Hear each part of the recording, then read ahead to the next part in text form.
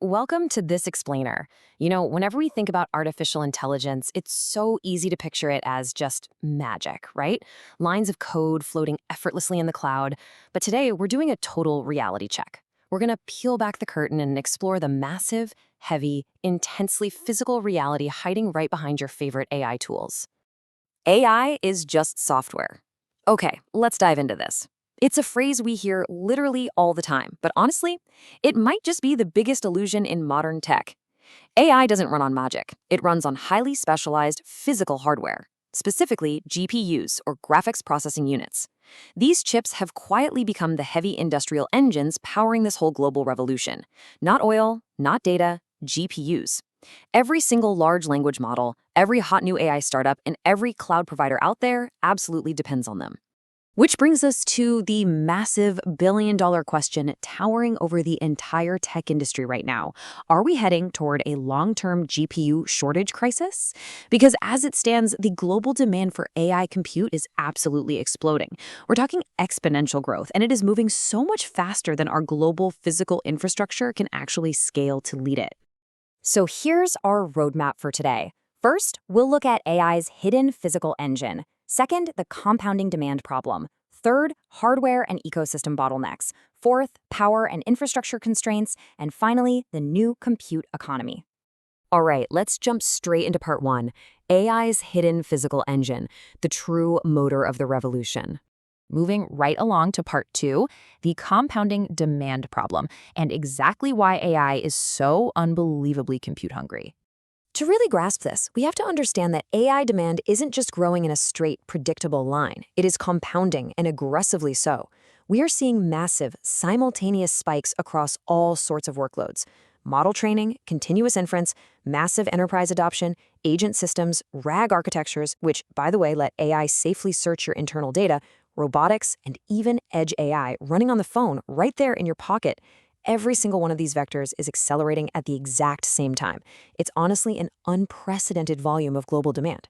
The world is rapidly becoming just ravenously compute hungry. But we really need to contrast how this computing power is actually being used. On one hand, you have training frontier models. This requires a massive, insanely expensive upfront burst of raw computing power just to teach the AI. But on the other hand, we have continuous inference deployments. Inference is what happens when you actually ask the AI a question out in the real world. So training is a huge upfront cost, sure, but inference? That happens continuously for millions of users globally. And that infrastructure pressure scales directly with user adoption. In fact, pretty soon, inference demand might just eclipse training demand entirely. And, it's not just a Silicon Valley thing anymore. The enterprise expansion is wild. Banks, hospitals, governments, manufacturers, retailers, cybersecurity firms, literally every single sector is rushing to integrate AI capabilities at the exact same time. Which leads us to part three, hardware and ecosystem bottlenecks, the strict manufacturing reality. Here's the thing, producing these advanced AI chips is incredibly, mind-bendingly difficult.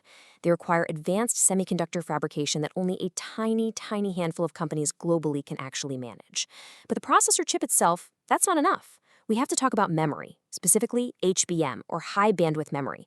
This is a strategically crucial component that provides the memory bandwidth and capacity needed for these super heavy workloads. Because listen, raw compute power means absolutely nothing, zero, if you don't have the high bandwidth memory to quickly feed data into that processor. And right now, global HBM supply is highly, highly constrained. And HBM is just one single piece of a massively complex puzzle. The hardware ecosystem dependencies are vast. You need that HBM memory, sure, but also advanced interconnects, highly specialized cooling systems, massive power delivery setups, and complex network fabrics. Modern AI infrastructure requires this entire ecosystem to work perfectly together. If there's a shortage in absolutely any one of these components, it completely bottlenecks the entire operation. It is literally a chain that is only as strong as its weakest link. Now, what's really interesting here is the cost. It's a staggering figure, hundreds of millions to billions of dollars. That is what a single frontier GPU cluster costs today. And wait, that's before you even factor in the electricity, the staffing, the networking, and the ongoing maintenance. Building AI infrastructure doesn't look anything like traditional software spending. It increasingly resembles heavy industrial-scale capital expenditure. That brings us to part four, power and infrastructure constraints, basically hitting the physical wall. Modern GPU clusters consume staggering amounts of energy. We're talking energy consumption comparable to massive industrial manufacturing plants, not your traditional, IT server closet. Because of this, the baseline requirements for a data center are just entirely different now. AI native infrastructure demands high-density cooling, massive electrical capacity, specialized rack architecture, and totally optimized airflow systems. This is putting an enormous, unprecedented strain on global energy markets and power grids. It's revealing that power itself, electricity, might just be the biggest hidden bottleneck in the entire AI revolution. The timeline clash for facing perfectly captures the structural tension of our era. Software demand scales in exactly 1 second, but physical infrastructure? It is brutal. Semiconductor manufacturing takes 3 full years to scale up. Data center construction? That takes 5 years. And expanding a power grid? You're looking at 7 years.